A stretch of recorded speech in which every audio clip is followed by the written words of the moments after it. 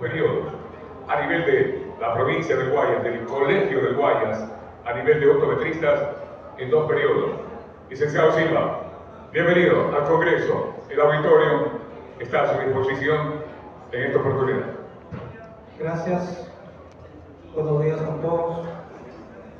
Gracias al Colegio de Optometristas por la invitación. En esta oportunidad quiero compartir con ustedes esta experiencia en la adaptación de prótesis oculares, un trabajo que lo venimos desarrollando hace mucho tiempo y que también nos ha servido para la tesis de la maestría. Entonces, bien, quiero empezar conceptualizando un poquito lo que nos dice la Organización Mundial de la Salud respecto a la naftalmia del tipo congénita, la misma que lo conceptualiza también como un defecto de nacimiento, un trastorno o malformación congénita. Nos dice también la Organización Mundial de la Salud que aproximadamente 303.000 niños fallecen dentro de las primeras 4 semanas de nacimiento. Acá en el Ecuador, la prevalencia, no hay datos específicos de una institución pública que aglutine estos datos referenciales sobre cuántos mismos hay o cuántos tenemos. Por lo tanto, nos hemos valido en esta investigación de datos que están en la literatura internacional. La misma que menciona que de cada 100.000 nacimientos existen aproximadamente entre 3 a 14 casos.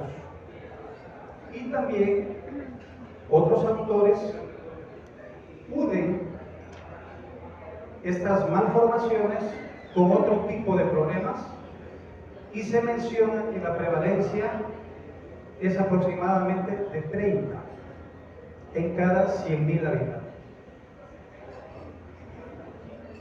Hay muchos autores que han trabajado en diferentes países y presentan una tabla donde nos mencionan ahí unas tasas respecto a estas 2 patologías, ¿no? Entonces vemos trabajos en Francia, en Italia, Estados Unidos, España, Inglaterra, y aquí lo está haciendo en 10.000 nacimientos. Tomando en consideración esta información internacional, nosotros hemos cogido acá lo que nos indica el INE. Entonces tenemos que para el año 2020 hubieron aproximadamente 258.000 nacimientos acá en el Ecuador. En el 21 hubieron 265.000 nacimientos.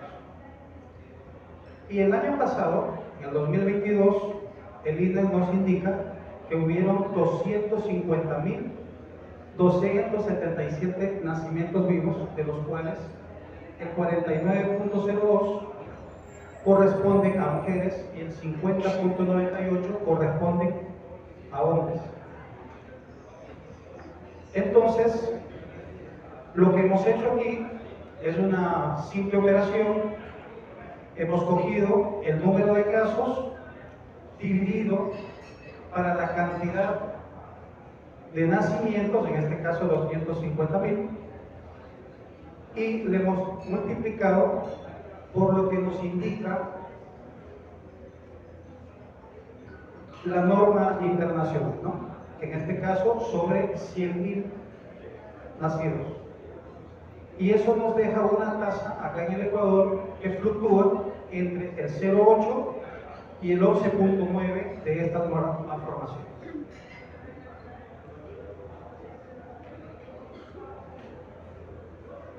El problema que nosotros tenemos básicamente con la noctamia es que, primero, que es una condición un tanto rara. Segundo, que no se desarrollan estos tejidos a nivel interno y evidentemente produce a largo plazo hipoplasia de estos tejidos. Por lo tanto, se hace sumamente dificultoso empezar un tratamiento de adaptación, sobre todo en recién nacidos. En este trabajo de investigación, entonces, nos hemos planteado una pregunta. ¿Cuál es la utilidad de los conformadores osmóticos en el tratamiento de la noctamia y microctamia congénita en la serie de casos que estamos presentando? Y eso, pues, evidentemente lo vamos a dilucidar en estos momentos. Como antecedente podemos decir que la noctamia congénita es una condición en la que no se desarrollan las estructuras oculares dentro de la cavidad, y estas pueden ser de compromiso unilateral o bilateral. Como consecuencia directa de la ausencia o disminución del globo ocular, se produce una reducción en el volumen, y esto evidentemente conlleva a deformidades anatómicas, fisiológicas de la órbita. Los conformadores como tal se los toma como la primera etapa en el tratamiento de esta condición. Y bueno, ¿cuál sería la forma de justificación con este trabajo? ¿Qué buscamos? Primero, proporcionar una información sobre las diferentes alternativas que puede haber dentro del tratamiento. ¿Qué pretendemos? Obviamente generar un impacto positivo, mejorar la calidad de vida de estos pacientes, sobre todo mediante la terapia de expansores de tipo osmótico y la adaptación de la prótesis ocular final. A propósito, en esta imagen ustedes pueden ver ahí la bolilla de hidrogel, los créditos para el doctor Sergio Ossam, de Argentina, que es el inventor de la bolilla. Él pues me la ha hecho llegar acá y nosotros hemos empezado a experimentar este tratamiento con la bolilla. Podemos ver en la imagen inicial, ahí, con esta imagen, que la bolilla en estado sólido tiene un porte de 3 milímetros, pero la misma bolilla, al entrar en contacto con la lágrima del paciente o con algún tipo de sustancia acuosa que podemos utilizar, se va a hinchar, se va a hidratar, llegando a alcanzar hasta aproximadamente 18 milímetros. En la imagen que tenemos ahí en la micrografía computarizada, podemos ver tanto en la A como en la B, con un aumento de 300, podemos ver los enlaces de cadena, y en la imagen C y D, este tiene un aumento de 2000. ¿Qué se quiere demostrar con esta imagen? Es ver cómo el polímero permite que la sustancia acuosa ingrese a su interior. Y eso es lo que hace de que la bolilla se embeba, se hinche, se hidrate. Y lo más interesante de esto es que la bolilla está ahí cortada por el medio y no ha perdido su esfericidad. El tipo de estudio que se ha hecho, descriptivo, observacional, la modalidad pues, de informe de serie de casos, el periodo de estudio es del 20 al 21 en Óptica Silva, en la ciudad de Guayaquil. El criterio de inclusión, obviamente, que haya tenido esta condición, ¿no? El diagnóstico de anortalmia y microftalmia de tipo congénito.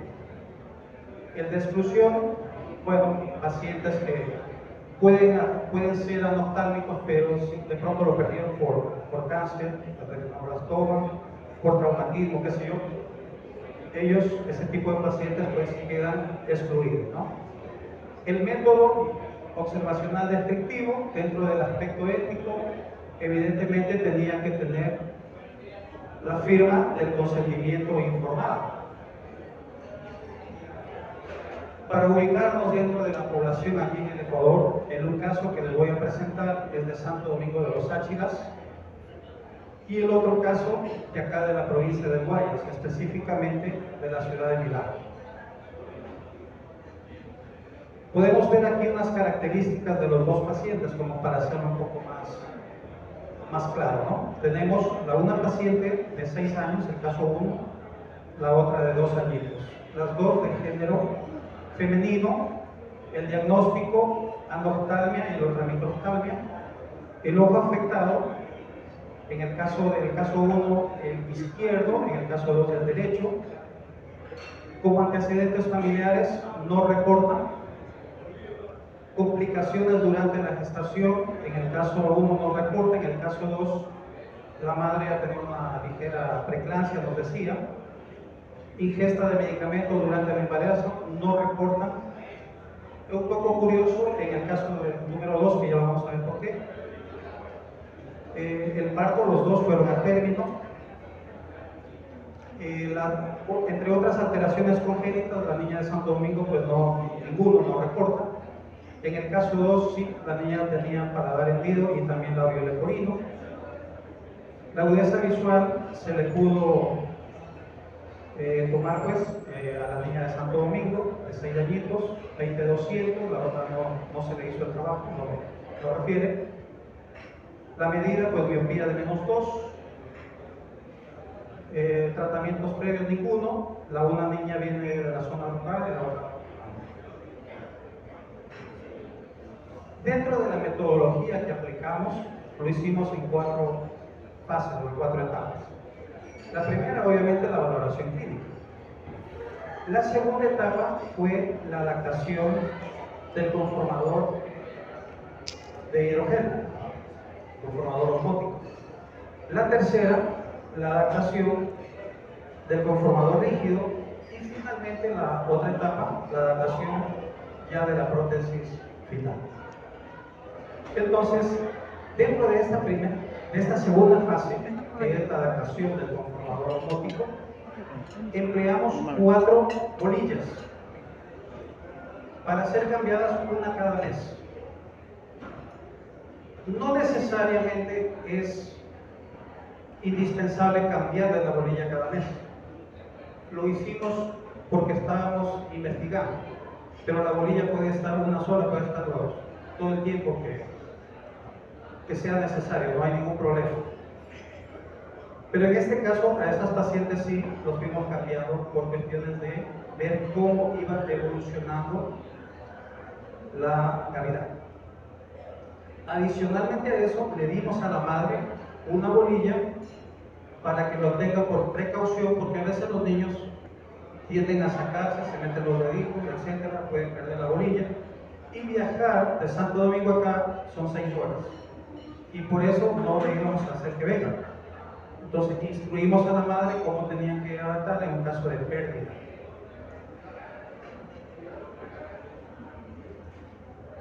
La tercera fase, que era aquí ya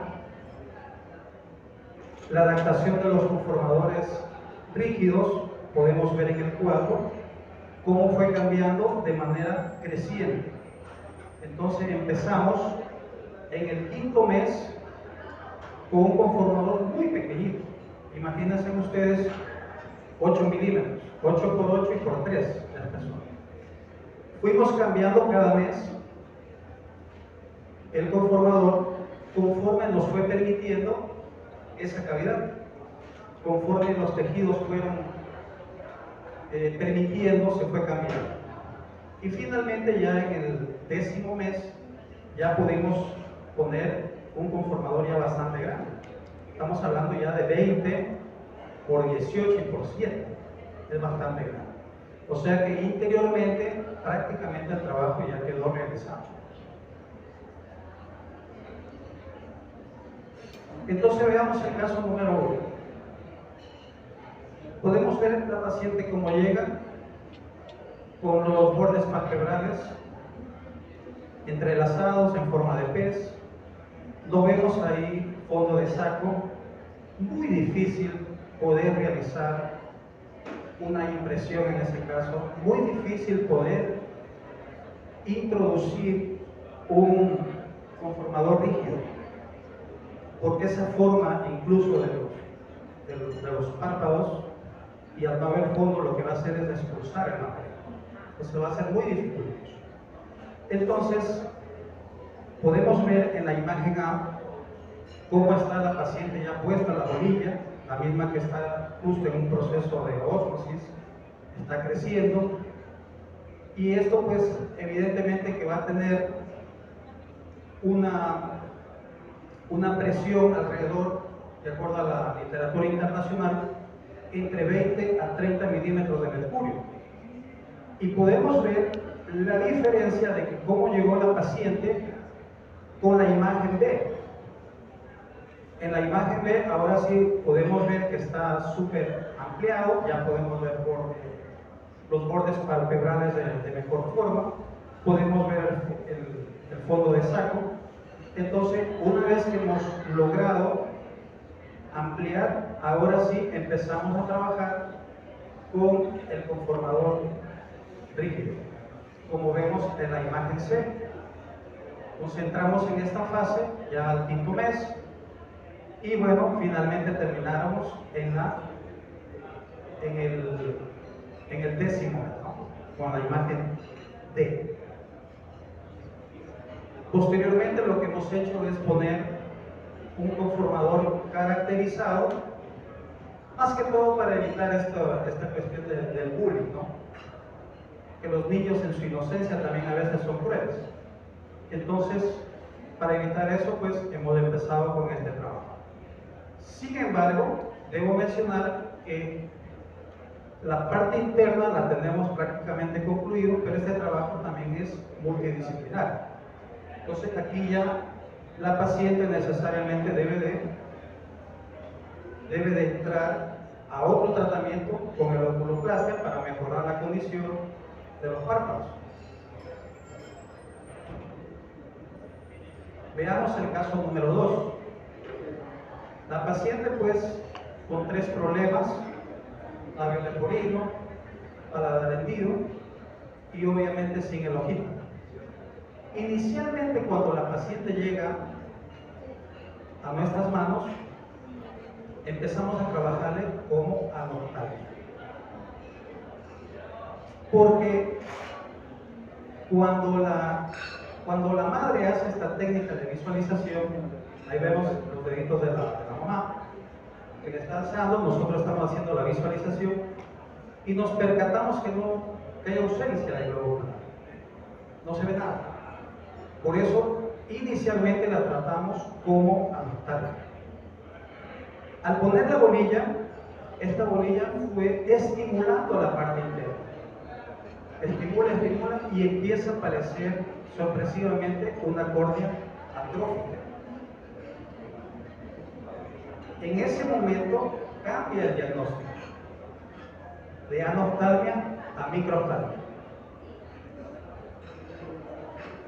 Y bueno, ahora sí, como ya teníamos ese ojo atrófico, utilizamos el conformador rígido, asimismo tipo concha, el mismo que fue de tamaño creciente.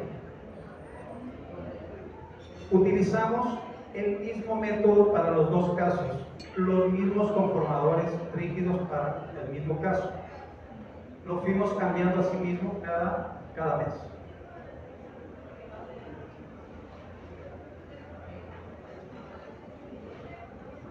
La paciente, obviamente que ahora ya está más grandecita, son 2 años más, o sea, la niña ahorita ya tiene 4 años. necesariamente tiene que hacer sus cambios, pero lo que quiero destacar de esta imagen es que la actuación temprana ayuda a preservar las condiciones estéticas, porque ustedes saben que cuando no se interviene pronto se pierde la grasa orbital, hay hundimiento de los óvulos, etcétera, etcétera, ¿no? Entonces la idea es la intervención temprana. Como conclusión, pensamos que la adaptación de estos conformadores osmóticos es una gran alternativa para los profesionales aquí en el Ecuador, porque de una manera muy suave, sin causar ningún tipo de laceración ni traumatismos en esas pequeñas cavidades, se lo puede ir estimulando de una manera fácil, sencilla.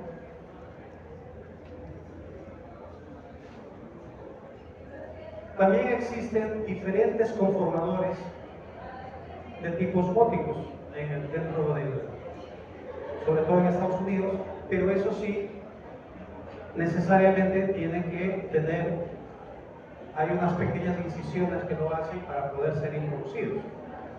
El conformador que se propone acá no lo tiene, es sencillo, solamente hay que introducir en la cavidad del paciente y esperar que este actúe y que se embeba con la misma lágrima del paciente. Ya les había mencionado que el trabajo lo realizamos en 4 etapas: valoración clínica, adaptación de los conformadores osmóticos, adaptación de los rígidos y finalmente la prótesis. Al finalizar esta etapa del proceso fue posible esta adaptación de las prótesis para ambos casos, lo que significa una mejora en su apariencia y la calidad de vida. Es por eso que proponemos una intervención oportuna para esta rehabilitación. Estos expansores osmóticos pueden ser adaptados de manera segura para estimular el crecimiento de las estructuras orbitarias y prevenir grados severos de asimetría facial a largo plazo. Como recomendación, les había mencionado, es seguro, la presión es relativamente baja, pero al irse hinchando, este va permitiendo que se vaya expandiendo de una manera lenta, suave. Lo que tenemos que hacer es esperar en base como permita el texto. Dentro de la literatura internacional, la presión menciona entre 20 a 30 milímetros de mercurio.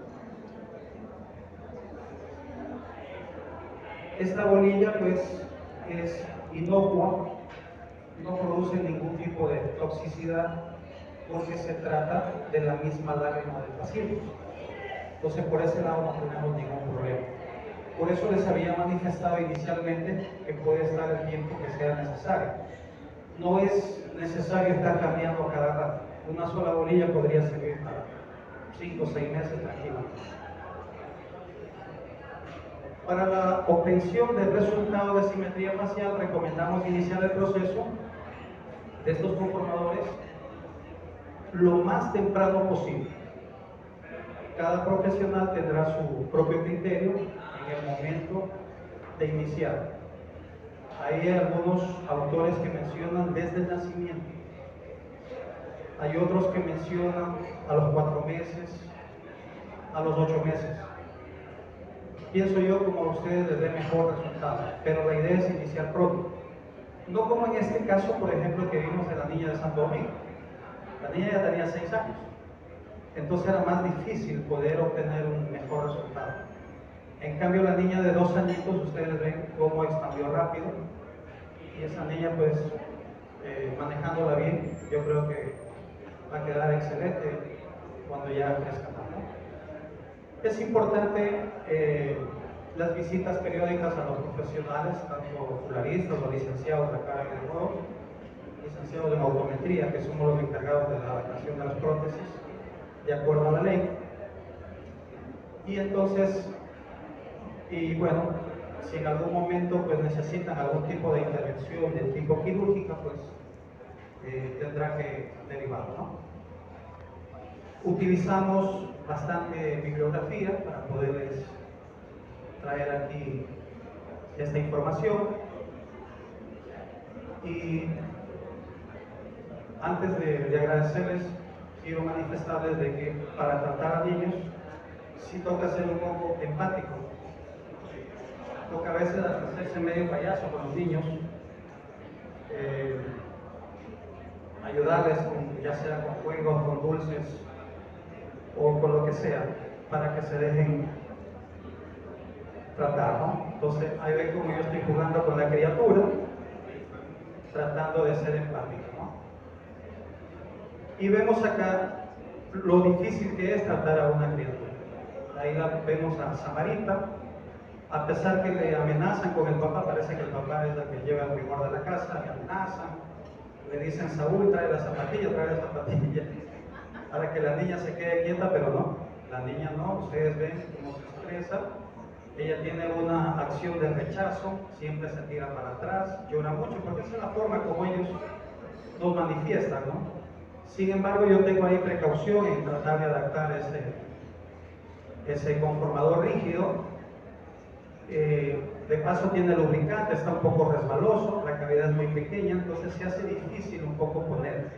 Imagínense ustedes que aquí tiene 2 años, ¿cómo puede ser una paciente, por ejemplo, de 4 meses, 5 meses? Un poco más complicadito. Sin embargo, bueno, tenemos que hacerle llorar un poquito, ya no es culpa, pero tenemos que finalmente tratar de hacer nuestro trabajo, que es lo que queremos lograr con esta criatura, ¿no? Que es la foto que ustedes vieron, cómo había avanzado bastante. Entonces, eso, queridos colegas, les doy las gracias por la atención en esta ocasión. Muchísimas gracias para todos. Gracias, muchas gracias. Un grande aplauso. Invito a este escenario a Julián Treviño, de la Hermana República de Colombia, va a disertar en el tema. Mucha atención. Ojo seco neuropático. Es optómetra por la Universidad de La Salle, especialista en